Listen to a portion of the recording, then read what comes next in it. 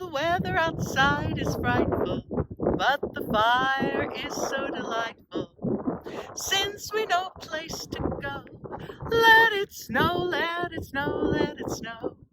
Oh, it doesn't show signs of stopping, and I got some corn for popping. Lights are turned way down low. Let it snow, let it snow, let it snow. When we finally kiss goodnight, how I hate going out in the storm. But if you really hold me tight, all the way home I'll be warm. Oh, the fire is slowly dying, and my dear, we're still goodbying.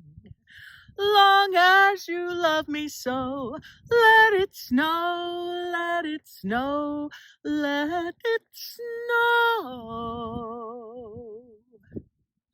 Oh, and I didn't need to sing that song, did I? But do we not have snow everywhere, just as far as the eye can see? Let me see if I can spin around and just give you a little idea of what the snow looks like at my house. It is just absolutely beautiful.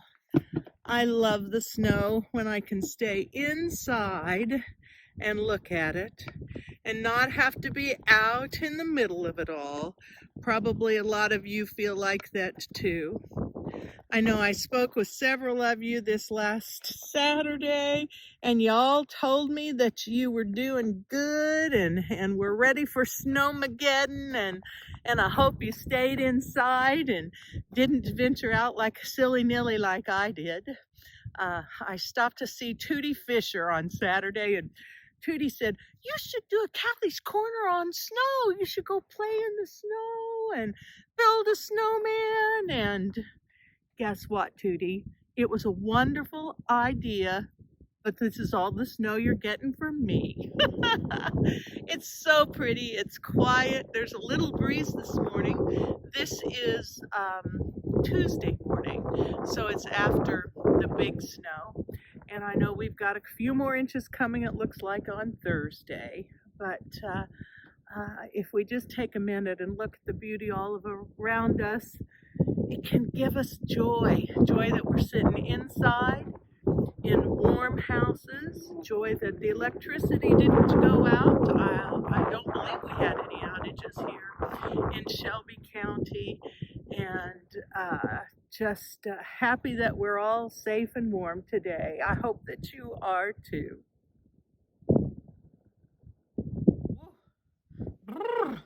It is cold out there. Doesn't seem too bad because the sun is shining, but boy, let that wind pick up a little bit. And it's pretty nippy. Anyway, I think my grandkids are going out to play this afternoon, but I bet that lasts about 10 minutes. Oh well. It seems like we had forever to get ready for this snowmageddon, if you will. It seems like they just talked about it, and I know on Sunday evening I was waiting for it to come in, and I took a really neat picture out my front window. Just look at that with the sun coming, setting. It just looks like it's shining down from heaven, and there's a little bit of snow in the field, and I thought, oh, what's this a sign of? And then we sat around Monday all day and kept waiting, and then by golly, it did arrive, and this was the sunrise from the back of my house this morning. So, oh well, it's nothing like that blizzard of 78, and I know you all can remember that. Chuck and I had just been married a couple of years. Jeremy was a baby, and we had just moved back into this area, and he had sheep, baby lambs down at the farm close to us, and I remember him having to walk down there. But here are just a couple of pictures from that blizzard of 78, just to remind us that what we're dealing with this week is not much at all. everything gets put in perspective one way or another. One thing that's kind of got put into perspective for me this week while I've been here is it's been quiet in the house with Chuck not here. He left for Myrtle Beach on Saturday morning, and by the time you see this, he should be heading home. They go every year to play golf, he and his brothers. It's kind of a tradition thing, and they postponed it because there was a funeral they needed to attend the week before, so they had to go this week. He didn't intentionally leave me in the snow. But I've kind of enjoyed having the clicker to myself, at least in the evening. I'm not much of a TV watcher, but there are a couple of things I like at night, and so that's been nice. But I have to be honest, it's kind of lonely around here. And I thought about my mom, and Daddy passed away in 99. And so she had a lot of quiet time in the house to herself. And it just, when you're put in that position, you just look at things a little bit differently, I think. And I began to think, oh, I want to see some people. I want to get out. I want to do something. And it was just 3 days. So my eyes were opened a bit in my solitude. And I am longing for the time that we get together again. And I'm hoping it is next Thursday. Looks like a rainy week. COVID numbers are going down, so we'll keep our fingers crossed that next Thursday we'll be able to have seniors in Fairland. I believe that's the 25th of February. One thing I've done, which I'm sure many of you, I've worked on my crossword puzzles and did some book work and things I needed to do, but spent a little more time on my computer looking up this or that. And many thanks to Don Rayburn, who sent a wonderful musical piece that was to the tune of Billy Joel's For the Longest Time. And I sent that out on an email to the seniors that I have email addresses for. And from the comments I received back, you all enjoyed it too. So anyway, my friend over in Illinois, Carl, that counted cross stitches, and his wife quilts, we've been over to visit them. Carl's always sending me things. And he sent me a bit of a trivia thing that I was going to do with my seniors this Thursday. But since we're not having seniors, I thought that I would do it with you. So there are 20 questions.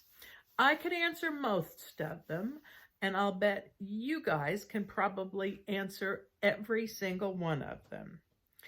Okay, it says, let's see just how good your memory is. Here we go.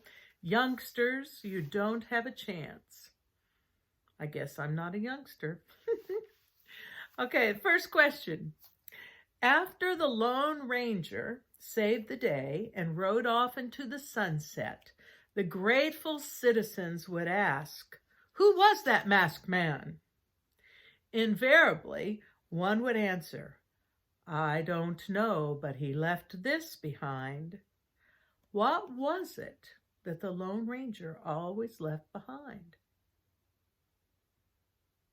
That's right, a silver bullet.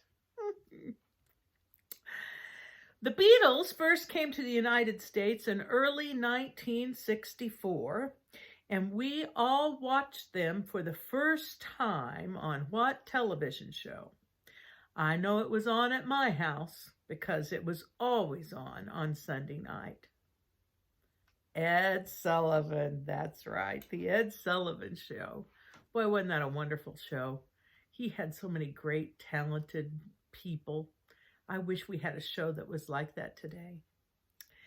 Okay, if I was going to say, get your kicks, what would you say? That's right, on Route 66. Now, this was one I did not know. It says, the story that you are about to see is true. The names have been changed to protect the innocent. That's correct. And don't write me letters. but I have never seen that show. Oh well, something else for me to put on my to-do list. Okay, finish this one for me. In the jungle, the mighty jungle, the lion sleeps tonight. That's right. Everybody remembers that song. After the twist, the mashed potato, and the Watusi, we danced under a stick that was lowered as low as we could go in a dance called the limbo. That's right. I was never very good at that. Never that limber, for sure. Okay. How about if I say Nestle's makes the very best, what would you say? Chocolate. Now, being a chocolate connoisseur, I don't know whether I totally agree with that, but I know that Nestle's makes the best chocolate chips for chocolate chip cookies. Okay, here's one down my alley. Satchmo was America's ambassador of goodwill. Our parents shared this great jazz trumpet player with, and his name was the incomparable Louis Armstrong. Ah, yes. And how appropriate that we mention Louis today, which is Mardi Gras. Okay, here's another one. What takes a licking and keeps on ticking? A Timex watch. For years and years before we had cell phones that tell us our time, Chuck wore a night glow Timex watch. So at night, if he woke up in the middle of the night, he could push the little button and see what time it was. I bet you I bought him 3 or 4 of those before he quit wearing a watch. Couldn't beat a Timex, that's for sure. Okay, here's one. A gentleman from Vincennes, Indiana. Red Skelton's hobo character was named, that's right, Freddie the Freeloader. And Red always ended his television show by saying good night and God bless. That was another one of those shows that everybody tuned into. I believe he was a Saturday night staple at our house. Right. The cute little car with the engine in the back and the trunk in the front was called the VW, but it had 2 other names that it still goes by today. Remember what they were? The Bug and the Beetle. What a perfect example here. In 1971, singer Don McLean sang the song about the day the music died. Remember that? Bye, bye, Miss American Pie. Of course you do. Who was that a tribute to? Do you recall? Buddy Holly. Buddy Holly, who died at 22 years young in a tragic plane crash. Left a lot of good music. Can you remember some of the songs he did? Peggy Sue, Every Day, Every Day, and That'll Be the Day When You Say Goodbye. And what was the name of his group? Buddy Holly and the Chirp Chirp? Crickets. Crickets. I love these little trivia things. One of the big fads of the 50s and 60s was a large plastic ring that was twirled around our waist. And I had one, and I could do it for sure. And I tried a couple of years ago, and no luck. The hula hoop. We all had them, didn't we? And we bought them for our kids, and I know they still have got a bunch of them over in the gym closet at Triton Elementary because I saw them when I was there last week. Here's another one. Hey kids, what time is it? It's howdy doody time. Good, good, good. Okay, who knows what secrets lie in the hearts of men?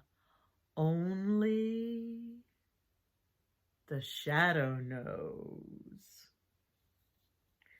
What was the song that came out in the 60s and was a graveyard smash? It was the Monster Mash.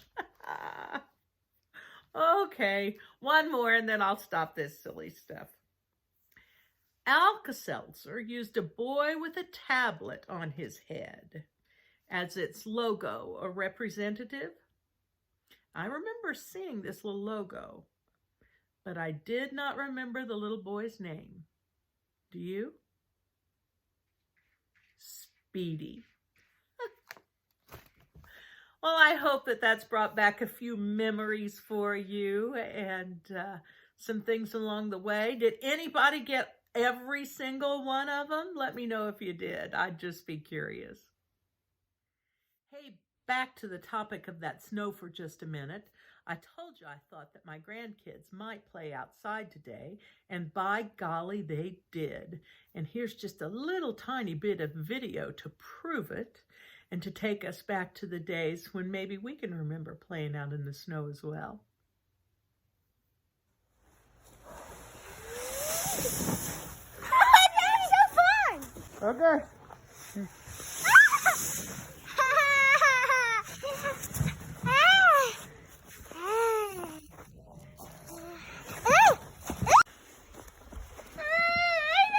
Lorelai, what are we making? A what, Steve? A volcano. Okay, Daddy, take the top off. Okay, you ready? Yes. A snow volcano. Let's hope this works. Watch out, Sissy. Move, Sissy. Move. Move. Oh, Steve. Look, it's coming. Princess Lorelai demanding that her steed run.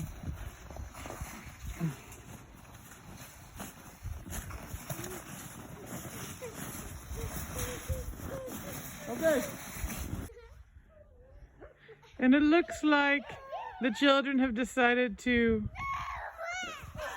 wrestle in the snow with Daddy. I do not see any end in sight.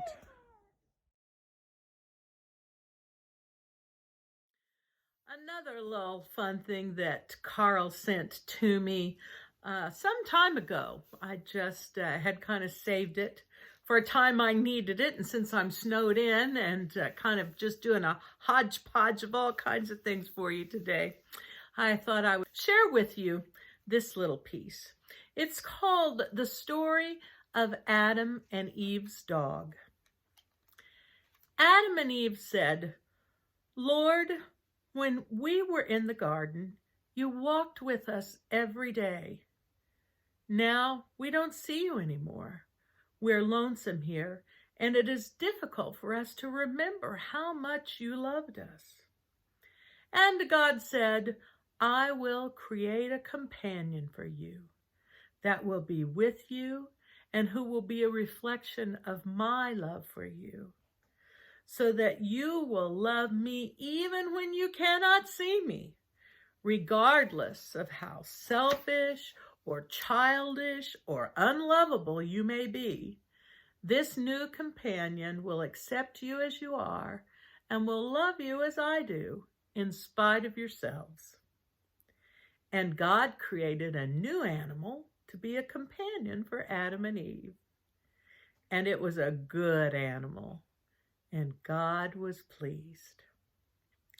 And the new animal was pleased to be with Adam and Eve, and he wagged his tail. And Adam said, "Lord, I have already named all the animals in the kingdom, and I cannot think of a name for this new animal."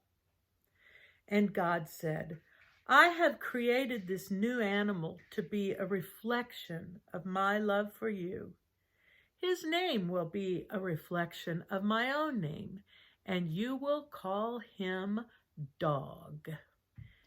And Dog lived with Adam and Eve and was a companion to them and loved them, and they were comforted. And God was pleased, and Dog was content, and he wagged his tail. After a while, it came to pass that an angel came to the Lord and said, Lord, Adam and Eve have become filled with pride. They strut and they preen like peacocks, and they believe that they are worthy of adoration. Dog has indeed taught them that they are loved, but perhaps too well. And God said, I will create for them a companion who will be with them and who will see them as they are. The companion will remind them of their limitations, so they will know that they are not always worthy of adoration. And God created a cat to be companion to Adam and Eve. And cat would not obey them.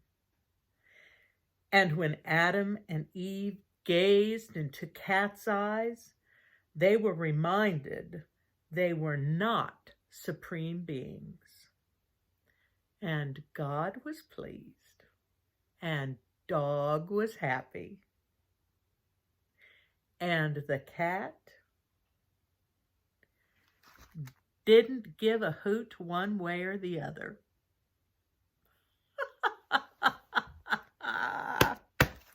I thought that was the cutest thing when I read it.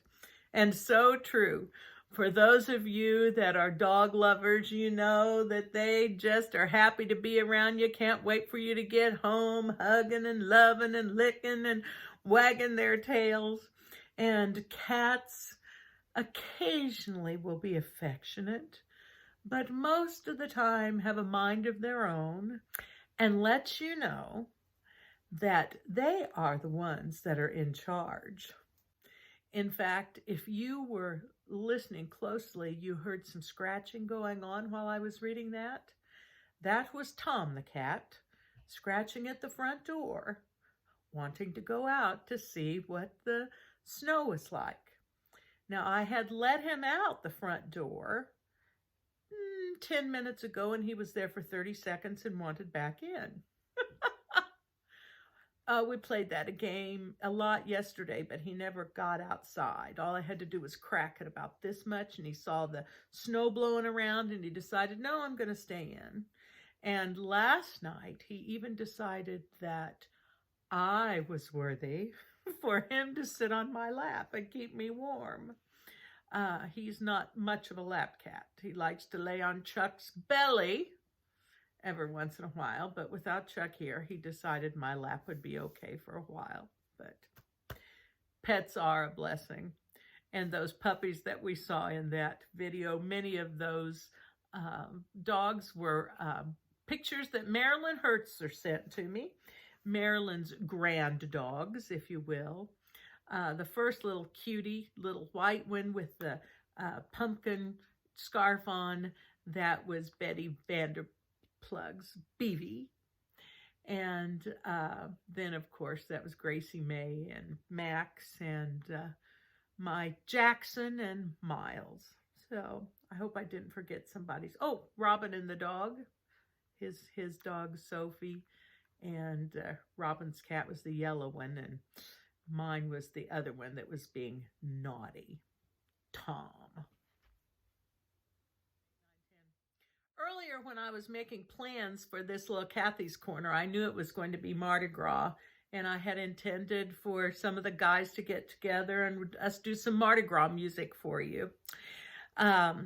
It's rather ironic that our last paying job was Mardi Gras last year, 2020, in Madison, Florida. That was the last paying gig we had on the books since COVID shut things down.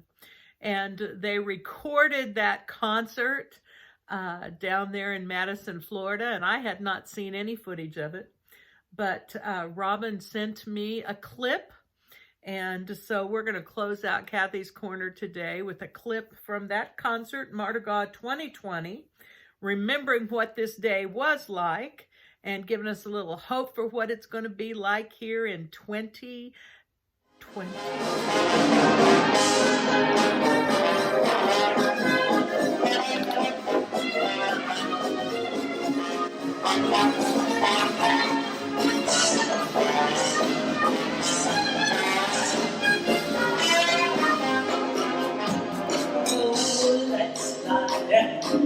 Boys ride down to New Orleans. That city, so very pretty, historic scene. Oh, I'll take you, I'm gonna parade you right down over the street. Then we'll hit the hot spots, meet all the big shots down in New Orleans.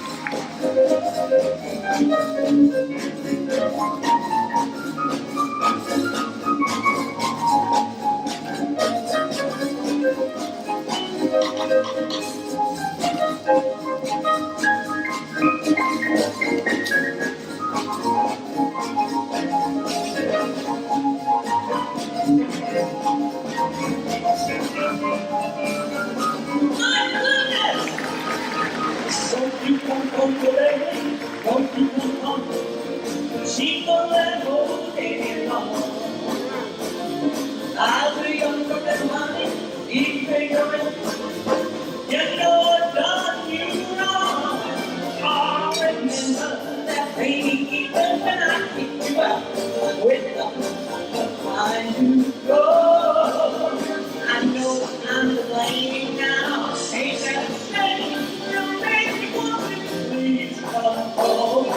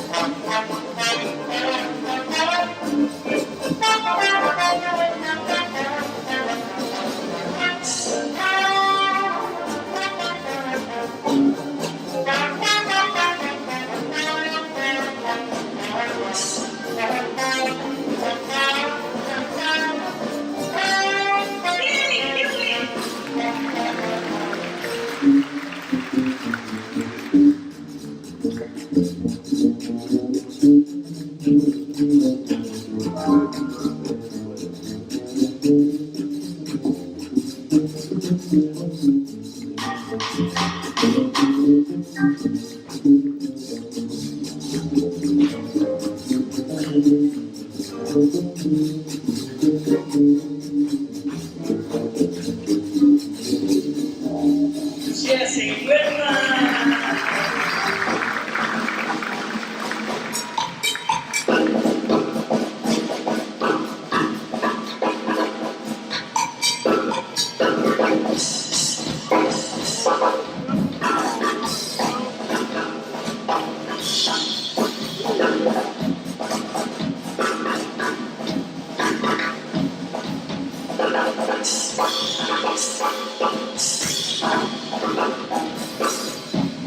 Join